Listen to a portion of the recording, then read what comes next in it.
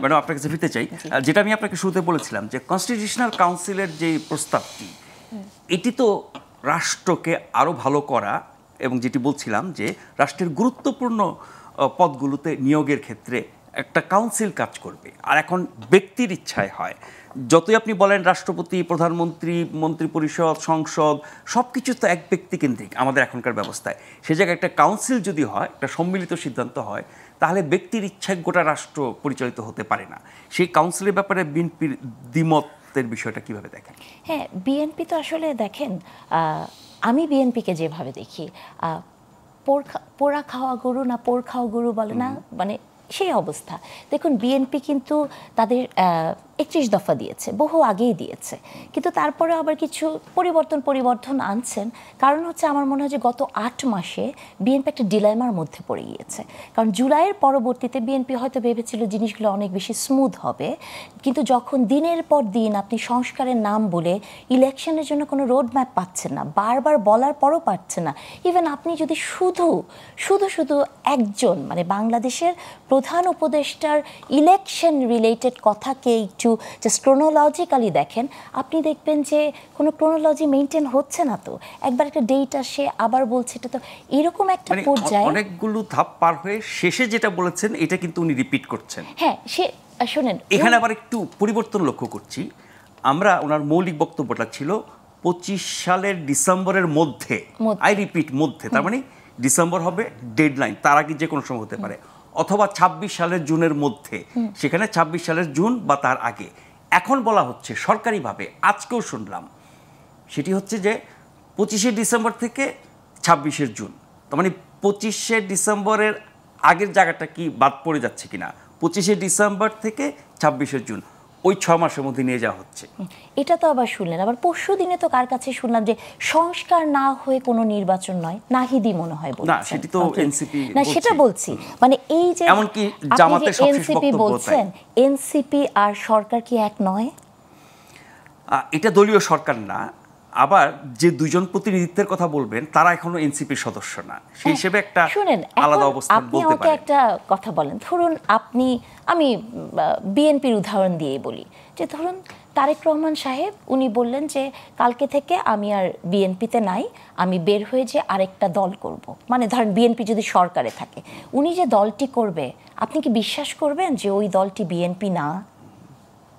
ধরেন আমি সরকারে আছি, আমি সরকার থেকে বললাম যে না আমি সরকারি আছি, কিন্তু আমি সরকার থেকে বের হয়ে যে আমি একটা দল করছি, আপনি বিশ্বাস করবেন যে ওই দলটার সাথে আমার কোনো সম্পৃক্ততা নাই? ওই দলটা যখন গঠিত হয়েছে, সেখানে যদি উপদেষ্টা যারা আছেন এই মুহূর্তে তারা থেকে থাকেন, আপনি কি করে ভাববেন? এবং প্রধান উপদেষ্টাও তার কোনো না কোনো বক্তব্যে বলেছেন যে এই ছাত্ররা একটি দল করবে। উপদেষ্টাদের মধ্যে থেকে একজন বলেছে যে নাহিদ ইসলাম একদিন প্রধানমন্ত্রী হবেন। তাহলে আপনি কি করে বলেন যে এনসিপি এবং সরকার আলাদা? আমি তো এদের শুভাকাঙ্ক্ষী যদি বলি, এটা ধরে আমি একটু ধরে দিলে ভালো হয়। আমার মনে হয় যে বিএনপির সাজেশনে কয়জন উপদেষ্টা হয়েছে আপা, ওইটা একটু আপনার মনে হয়, কারণ প্রত্যেকটা রাজনৈতিক দলের সাজেশন নিয়েই, প্রত্যেকটা রাজনৈতিক দল সাজেশন মানে ব্যক্তি সাজেশন নিয়ে, আমি তো আবার যারা এগুলো, আচ্ছা ঠিক আছে, আমি তো আবার মানে অনেকের কাছে, যেমন ধরেন যদি সেটাও বলি, তাহলে আরো সিম্পল যদি বলি, আমরা তো জাতীয় সরকার অফার করছিলাম, বিএনপি কেন রাজি হয়? আমি একটু বলি, সেটাও একটু বলেন। আমি একটু বলি না, বিষয়টা হচ্ছে যে ধরেন আপনি এই যে উনি বলছেন যে বিএনপির রেকমেন্ডেশনেও হয়েছে অনেক, আবার তো দেখেন যে কালকে না পরশু একজনকে নিয়ে খুব কথা হচ্ছে না, যে তিনি আওয়ামী লীগের মানে মদতপুষ্ট ছিলেন। তার মানে আমার কাছে কেন জানি মনে হয় যে অনেকেই এই সরকারে গেছেন, মানে বা প্রশাসনে বলা হয় না যে কয়েকদিন আগে তো ওনারাই বলেছেন যে বিএনপি হচ্ছে কি এই সরকার বা সরকারের সবাই নাকি বিএনপিকে সাপোর্ট করছে, তার মানে প্রধান উপদেষ্টাও বিএনপি ছিল যে প্রশাসনে বিএনপির প্রভাব অনেক বেশি, সে কারণে সুষ্ঠু নির্বাচন। এবং ইন্টারেস্টিং বিষয় হচ্ছে যে আমার কাছে কি মনে হয় জানেন, মানে আমি যদি গবেষণার চোখ দিয়ে বলি, আমার কাছে মনে হয় যে এই প্রশাসনে দায়িত্ব নিয়ে বলছি 70% জামাত আর হচ্ছে আপনার 70% আওয়ামী লীগের বি টিম আর 30% হচ্ছে জামাত, এটা আমার কাছে মনে হয়।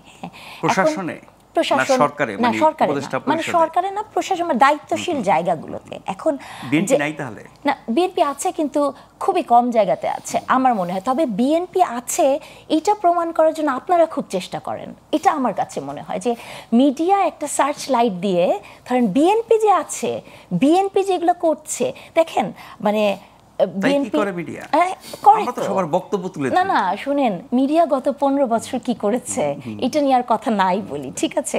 বরং মিডিয়ার বিরুদ্ধে একটা অভিযোগ আছে, বর্তমান সরকার এবং এনসিপির দ্বারা প্রভাবিত, এরকম অভিযোগ শুনি। হ্যাঁ, তো এনসিপি আর মিডিয়া দ্বারা যদি মানে মিডিয়া যদি এনসিপি দ্বারা প্রভাবিত হয় তাহলে তো বিষয়টা তো একই হলো। আমি যে কথা বলছি সেটাই, যে এনসিপি যদি বিএনপির বিরোধিতা করে তাহলে মিডিয়া করছে বিএনপির বিরোধিতা।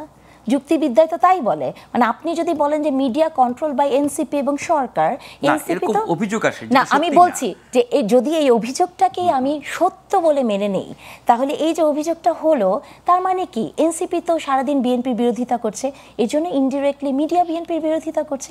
যুক্তিবিদ্যার কথা বলছি আমি, কিন্তু এটা কোনো ফ্যাক্ট বলছি না, আপনার কথা যুক্তি খণ্ডন করছি যুক্তিবিদ্যা দিয়ে। এখন যেটা হচ্ছে যে এগুলো কথা যদি বাদ দেই, যে প্রসঙ্গে ছিলাম, এবং আপনি বলছেন বিএনপি কিন্তু এখন একটা কথা বলছে না যে প্রধানমন্ত্রী এবং তারা কিন্তু চাচ্ছে প্রেসিডেন্টের ক্ষমতাও বাড়ানো। আচ্ছা, প্রধানমন্ত্রী প্রেসিডেন্টের বিষয়টাতে আসবো, আরেকটা বিরতির সময় হয়ে গেছে, আরেকটা ছোট্ট বিরতি নিয়ে ফিরে আসছি, এবারও আপনাদের সাথে পাবো আশা করছি।